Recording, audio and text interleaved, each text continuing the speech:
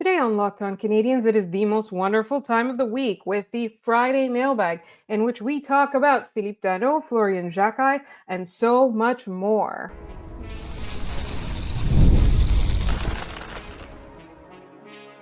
You're Locked On Canadiens, your daily podcast on the Montreal Canadiens, part of the Locked On Podcast Network, your team every day.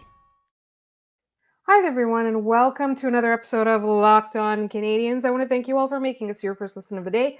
As you know, we are free and available wherever you get your podcasts, as well as on YouTube every day as part of the Locked On Podcast Network, your team every day. And today's episode is brought to you by FanDuel. Right now, new FanDuel customers can get $200 in bonus bets if your first $5 bet wins. My name is Laura Sab, also known as The Active Stick, and I'm not joined today, as I usually am, by my wonderful co-host, Ian Boisvert. Ian is on vacation. He'll be back for the next mailbag, but I am flying solo today, and I want to thank you all for sending us mailbag questions.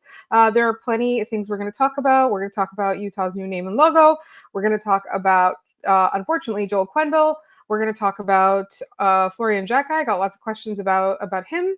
And we got a fun question about Danault. We also want to talk a little bit about the Islanders as well. Lots of questions in the mailbag. And I also have to kind of justify my stance on Tage Thompson, which I'm happy to do. But first, really quickly, Nick Suzuki was questionable for the World Championships. He was invited by Team Canada. And if you remember, he was snubbed for the Four Nations because he did not attend the World Championships last year for Team Canada. But the thing with Nick Suzuki is that he's always playing through something. And this time around, he was questionable, and they made it clear he wasn't cleared because of his health. He will instead recover. In the end of season press conferences, it was really clear because he literally said that he might have taken a rest if they weren't trying to clinch for a playoff spot, if they had already clinched it or if it was far off. So he does have that habit of playing through things. And at the end of an 82-game season, or in this case, 82 plus 5 game season, it really, he's banged up at that point. So I don't blame him for not going, but I really do hope that the really ridiculous policy of not going to World Championships precludes him from being considered for the Team Canada Olympics lineup. I'm not saying he necessarily has to make it. I'm just saying he should not be disqualified for such petty reasons. And so, he had a point per game plus season this year. It was something that he was aiming for last year. And he finally achieved it this year. And he's just going to have to come out of the gate and really just continue to build on what he showed this season, particularly in the playoffs. Like, he kicked it up to another level despite being so banged up. And I really, really do think that Team Canada should take notice of that and consider him for their lineup just on his own merit, and not have anything to do with this ridiculous idea that he didn't go to Worlds, so he doesn't deserve to go to the Olympics. Just take the best players so you can win. That's what you need to do. All right, I get really riled up about this stuff. So I'm going to get really quickly also into, I got some questions. They weren't necessarily mailbag questions, but I did want to clarify a little bit. I got a lot of questions about why I don't want Tage Thompson. It's not that I don't. I'll be really honest. There's a couple of things. He's a phenomenal player. He's big, scores lots of goals. He's a center. There are a couple of things that, personally, the reason that I kind of feel like he doesn't fit in is that I don't feel that he has that creativity that they're going for. He's a goal scorer. He's good at what he does. He had a fantastic season last year on a really abysmal team. There's something about Buffalo players, I think, that kind of turns me off. I don't know if it's because of the idea that Buffalo won't trade to a division rival, or there just seems something really unfortunate about what goes on there. And I think the lineup here is very tight knit, and I think they have a system, and I think everyone fits into it seamlessly, whether they want to or not. And so I just have question marks about that. But obviously, if he becomes available, Montreal and Marty could probably do wonders with him. And, Kent Hughes would not be doing his job if he didn't inquire and try to find out. I just feel like the reason it's coming up a lot is because people are like, oh, the Habs should go after him. Well, is he available? Is Buffalo looking to trade him? They did trade Eichel, like that's fair, right? Like, but that was a while ago. So again, I don't think he's available. And I think that the Canadiens are probably better served using their energy to chase other players. How about that? It's not that I don't want him or I wouldn't be happy with him in the lineup. It's just that I think that the Canadiens would be wasting time and energy if they were just trying to pursue him instead of going out to look for other options. So that was it. And then I got a couple of questions. There were a few people that asked about my reaction to Joel Quenneville being hired in Anaheim. And as you know, Joel Quenneville was implicated in covering up the sexual assault that happened on the Chicago Blackhawks around the time that they won their first Stanley Cup in 2010. And he was suspended from taking on NHL roles a couple years ago by the league. And then he was cleared a while ago, but there wasn't really any, when I say cleared, I mean cleared to get hired. But there wasn't really much information about the work that he did to kind of show that he's come back from that.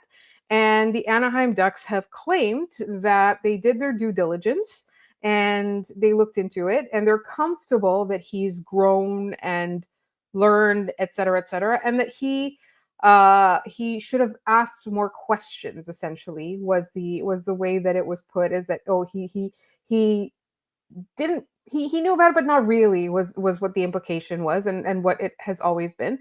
And I just think that there are so many potential exciting new ideas out there when it comes to hiring coaches. I don't understand why we need to bend over backwards for a retread, even if he was a good coach in the winning games aspect of it. You're still charging essentially a bunch of boys, right? A lot of, especially in Anaheim, like it's a rebuilding team, a young team. You're essentially entrusting them to the care of someone. And, we know how coaches are. Like the coaches are be all and end all for players. And you're entrusting young people to his care when he's shown to be at the very best case scenario, the most charitable interpretation of what he did, to turn a blind eye to sexual assault of your players, so of his players. So personally for me, I would go and do something new and exciting, right? The Canadiens got a lot of criticism for hiring Marty, even though he didn't really have that much experience or official experience in coaching, right? Look where they are now. Just go out there and find new names, right? And again, like, and there's even assistant coaches that you can go to that don't have head coaching experience that you can kind of give an opportunity to. There's plenty of people in the lower leagues. We don't have to keep doing the same things over and over again. We don't have to have retread GMs, retread coaches, and like if you look at the teams that do exciting new things, they end up having often, like, it's mixed results. Yeah, I understand, but often, like, you can find a team that has like a lot of success by giving a chance to somebody that doesn't necessarily have a lot of experience in the NHL itself. So that's how I feel on that. I got a lot of questions about it, so I did feel that I should address it as soon as possible. And I think that it's not necessary. And the way that they announced it too, right? Everybody was talking about how the announcement was imminent, but then they just made it official at the same time that the world was learning that there was a new pope. It just, everything about it just feels like, why? There are so many options out there. There's so many cool things you could have done, and you went for a retread. And yes, admittedly, he does have experience. He's got Stanley Cups, et cetera, et cetera. That's not what I'm saying. I'm not saying he's a bad coach. I'm just saying that he's maybe not a safe person for young players to be around. That's all I'm saying. And I think that bending over backwards to allow him that opportunity, as opposed to going out and doing something fun, new, and exciting. Why? That's all I'm saying. So that's how I feel about that. And then I got a couple questions about Utah as well. How do I feel about their name? And how do I feel about their logo? So I think their name is fine. I don't think that there's anything wrong with it. I know that with Yeti, there was some sort of copyright issues. I feel like Yeti would have been way cooler, but Mammoth is fine. The logo's fine. It's just, to me, there's nothing really punchy and exciting about it, right? Like Seattle Kraken was cool. And so to kind of follow it up with, the Utah Mammoth, it's but Mammoths are cool. I feel like it's just normal and fine and boring. And again, there's so many exciting things you can do. Why do you do something that's just is where I stand on that. I don't think it's ugly. I think it's fine. It's not exciting. How about that? Like, I'm not dying to go out there and get a jersey or something like that with the Utah logo on it. All right, we've got plenty of mailbag left. One of our good friends has a couple questions about some GM-less teams at the moment, and we'll get into that in just one moment here on Locked On Canadiens. Did you know your Fire TV is also an Xbox? Turn any TV into your gaming and entertainment hub with the Fire TV Stick 4K devices with no console required. Just grab your paired controller, subscribe or sign into Xbox Game Pass Ultimate with EA Play included, and you're ready to play. Dive into hundreds of premium titles from EA Sports College Football 25 to Call of Duty Black Ops 6 and Avowed as easily as you stream your favorite TV shows. It is gaming made simple and it's all on your Fire TV. Play high quality Xbox games at a fraction of the cost of a console. Already have a console? A Fire TV Stick 4K device is more affordable and easier to travel with, allowing you to take your or your kids' games wherever you plug in. With 4K streaming, watch more than 1.5 million movies and TV episodes from your favorite subscribed services like Netflix, Prime Video, Disney Plus, Max, and more. Head to Amazon.com/FireTV to get started. Xbox Game Pass Ultimate subscription and compatible controller are required. Available on select devices, including Fire TV Stick 4K 2nd Gen, Fire TV Stick 4K Max 1st and 2nd Gen, and Fire TV Cube 3rd Gen. Once again, I'll give that to you again. Head to Amazon.com/FireTV to get started. You just realized your business needed to hire someone yesterday. How can you find amazing candidates fast? Easy, just use Indeed. When it comes to hiring, Indeed is all you need. Stop struggling to get your job post seen on other sites. Indeed sponsored jobs put your post at the top of the page and help you reach the right candidates faster. I've been in that spot where you need the right hire like yesterday. The pressure's on, and every day without the right person is a setback. That's exactly when Indeed sponsored jobs come in handy. They make sure your post is seen by the right candidates right now. Now you can speed up your hiring process with a $75 sponsored job credit. Just go to Indeed.com/lockedon right now and support our show by saying you heard all about Indeed on this podcast.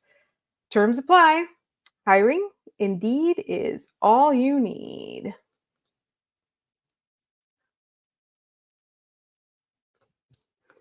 All right, let's get back into our mailbag. We've got a question from good friend of the show, Boondoggle. And the question is, now with Marc Bergevin potentially getting the GM role in Los Angeles, should the Habs try and rescue Philippe Danault? So, I love Philippe Danault. I miss Philippe Danault. I think Marc Bergevin did him dirty and then uh, ended up there anyway. But I think that ship has sailed. I think that if you look at his point totals, are pretty much similar to what he was doing here in Montreal. I think that the intangibles that he brings are what are the most important. I think, like, as a defensive forward, he is fantastic. He would have been great in this playoff run. I just think that ship has sailed entirely, and the Canadiens are looking to go younger. But I do like the idea of bringing him back. Boondoggle has a follow-up question. It's not actually a follow-up to that. It was a separate question. On a scale of 1 to 100, how awesomely cool am I? Well, you're sending me mailbag questions, so I would give you 102 out of 100 for that.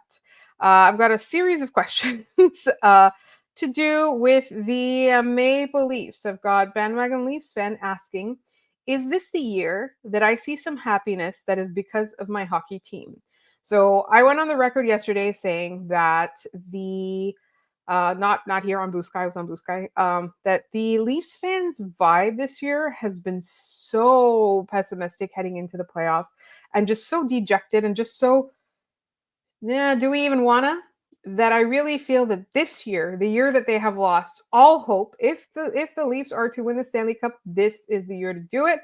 However, what I think is that they're going to advance into the conference final, and then there will be another fun choking narrative against the Capitals or Carolina. My bet was going to be on Carolina, but now I'm not so sure anymore.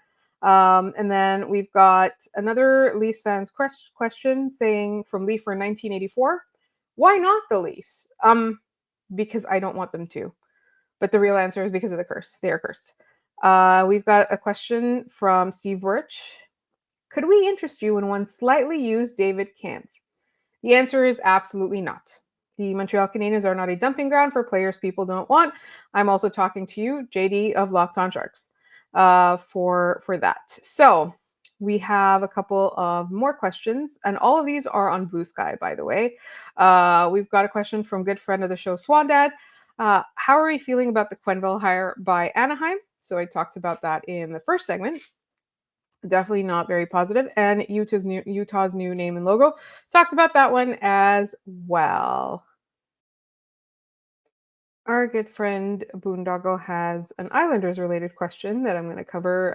It was actually a couple of weeks ago that he brought it up first, but I'm going to cover it now that we have a little bit more information. The first question, the original question was, I seem to be singularly focused on New York Islanders.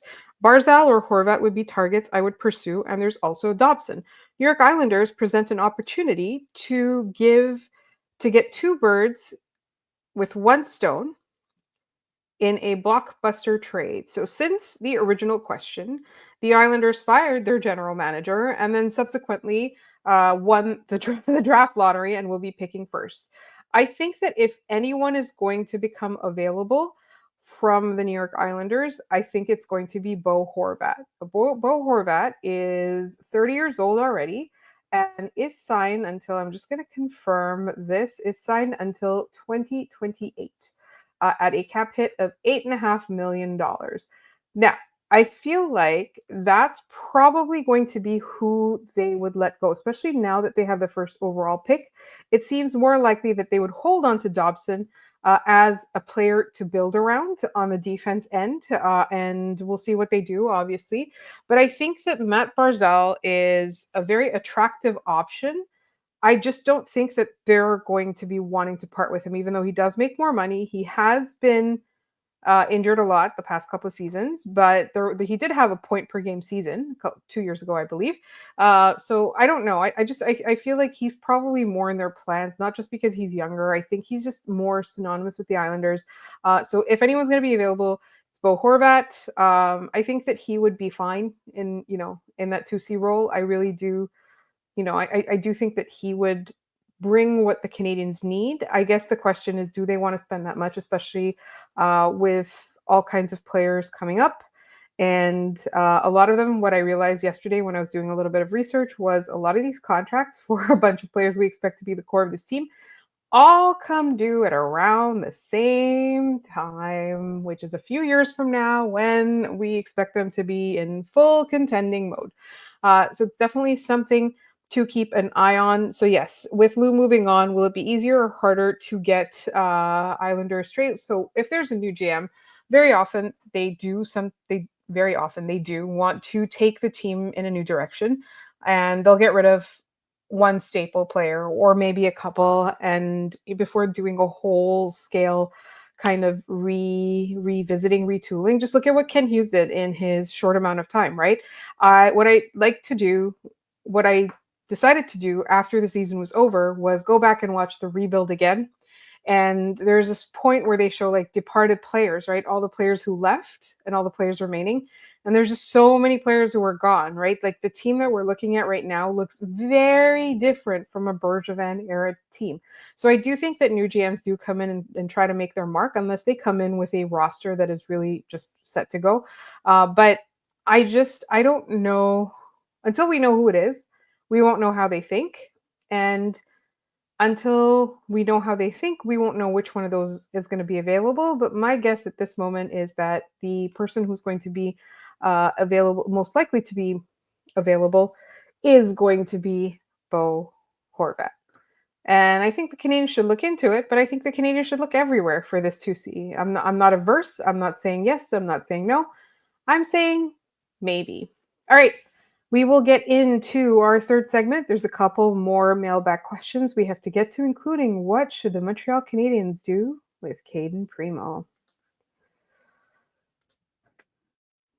But first, this episode is brought to you by FanDuel.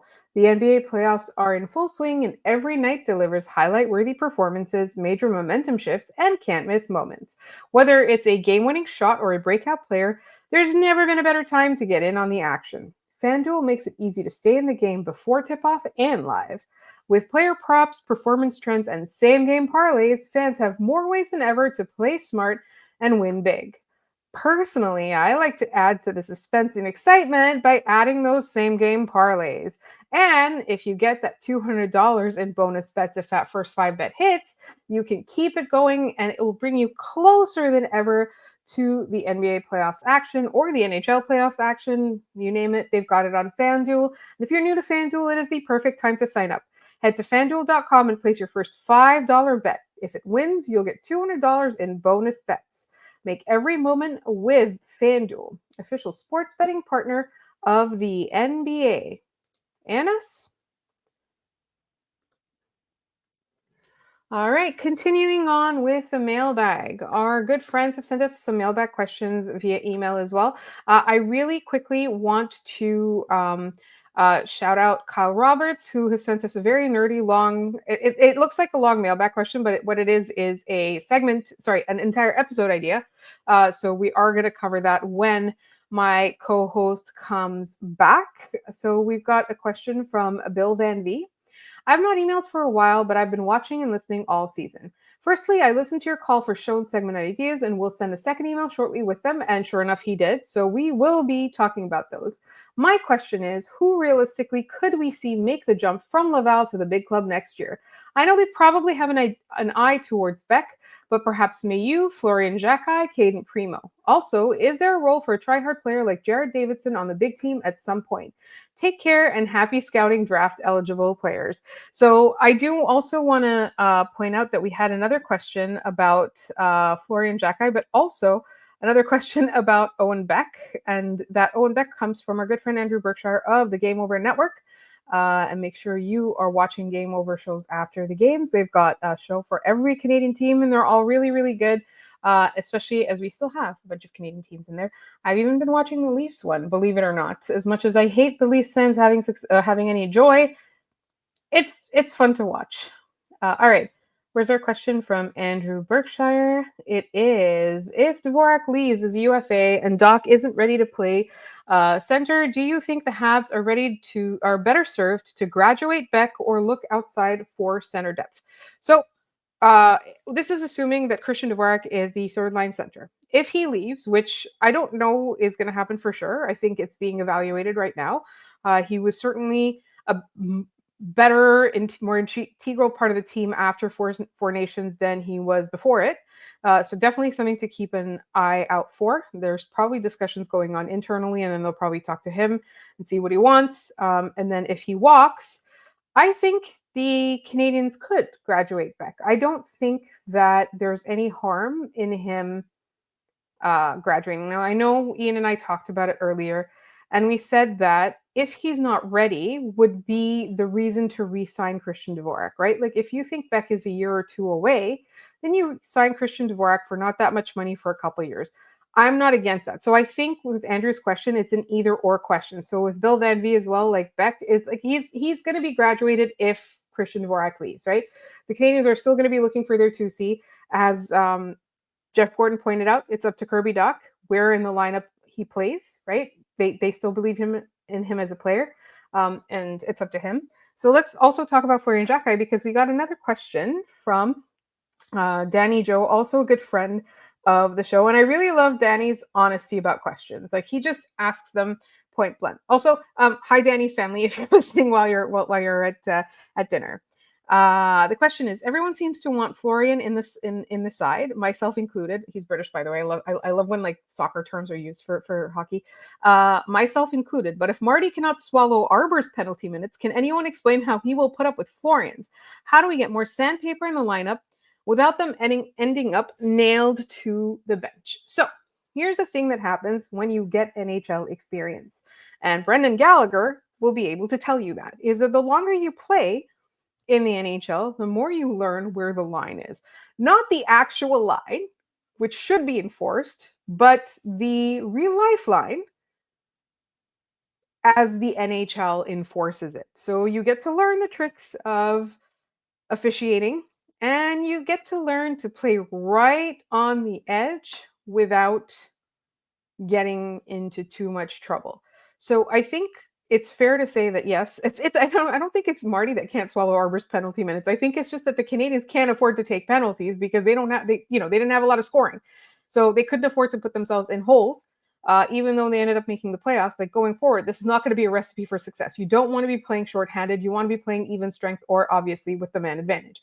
So I think that comes with maturity, right? So I feel like Florian Xhekaj in year 1 will get stapled to the bench a lot. Florian Zhukai in year 3 will probably still be getting a lot of penalty minutes. And to be fair, they are a lot. Let me just look up the ones he had this year. He played 69 games for the Laval Rocket, and he had 175 penalty minutes. That's what we're talking about right now. But here's the thing. He brings a toughness that we want in this lineup, especially in the forward core. And he also can score goals. He scored 24 goals this year for the Rocket. Like he's not a bum. So I do agree with the idea of having more sandpaper. It's just that you need to learn how to toe the line, because let me tell you something. We know a lot about Tom Wilson and we know what he does, but do you know how much he gets suspended? Not all that much, because he knows exactly where the line is and he knows how to concuss a player without getting into trouble for it. I'm not advocating for concussions. I'm just advocating for both Xhekaj brothers to learn exactly where that line is and just go as close to it as possible without crossing over. And that's something they can learn from the Brendan Gallaghers of the world. And I even Brad Marchand. Brad Marchand could be, I hate to say it, he could be a role model for them. So I don't think I don't think the fact that they take so many penalties is really going to be what prevents them from being successful. And so I think for me, if Owen Beck is to stay in Laval, let's say they sign Christian Dvorak for another year or two, Owen Beck stays in Laval, the most likely person coming up is didn't get mentioned, actually. I think the most likely person coming up is Reinbacher next year. He's probably at the top of that list the second they can. And after that, I actually don't think it's going to be Logan Mailloux, because I think that Logan Mailloux is going to get packaged in a trade this offseason. It's just a feeling that I'm getting. And, I might be wrong, but I really do think so. Caden Primo.